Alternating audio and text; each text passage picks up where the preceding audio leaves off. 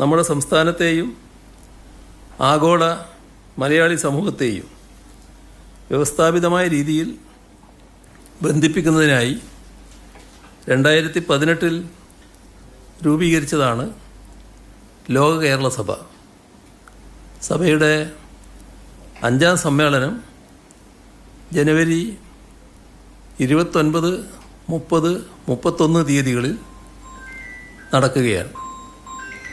29 വൈകുന്നേരം തിരുവനന്തപുരം നിശാഗന്ധി ഓഡിറ്റോറിയത്തിൽ പൊതുസമ്മേളനവും 30, 31 തീയതികളിൽ നിയമസഭയിലെ ആർ ശങ്കരനാരായണൻ തമ്പി ഹാളിൽ പ്രതിനിധി സമ്മേളനവും നടക്കും.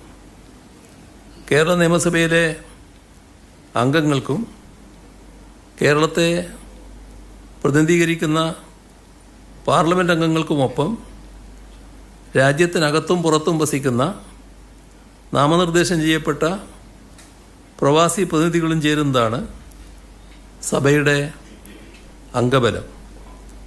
വിദേശ രാജ്യങ്ങളിലും ഇതര ഇന്ത്യൻ സംസ്ഥാനങ്ങളിലും വസിക്കുന്ന ഇന്ത്യൻ പൗരത്വമുള്ള പ്രവാസികൾ വിവിധ മേഖലകളിൽ തനതായ വ്യക്തിമുദ്ര പതിപ്പിച്ച വിശിഷ്ട വ്യക്തിത്വങ്ങൾ, OCI കാർഡുടമകൾ, പ്രവാസം അവസാനിപ്പിച്ച് തിരിച്ചെത്തിയവർ എന്നിവരുടെ സജീവ പങ്കാളിത്തം ഈ വേദിയെ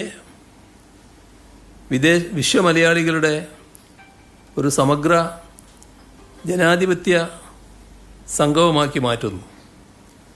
36 രാജ്യങ്ങളിൽ നിന്നുള്ള പ്രതിനിധികളെ ഉൾക്കൊള്ളിച്ച് ആരംഭിച്ചതായിരുന്നു ലോക കേരള സഭ. ഇപ്പോൾ 5ാം സമ്മേളനത്തിലേക്ക് എത്തുമ്പോൾ 125 രാജ്യങ്ങളിലേക്ക് അതിൻ്റെ പ്രാതിനിധ്യം വിപുലീകരിക്കാൻ കഴിഞ്ഞിട്ടുണ്ട്. ഈ വിപുലമായ ആഗോള സാന്നിധ്യം തന്നെയാണ് 5ാം സമ്മേളനത്തിൻ്റെ ഏറ്റവും വലിയ സവിശേഷത.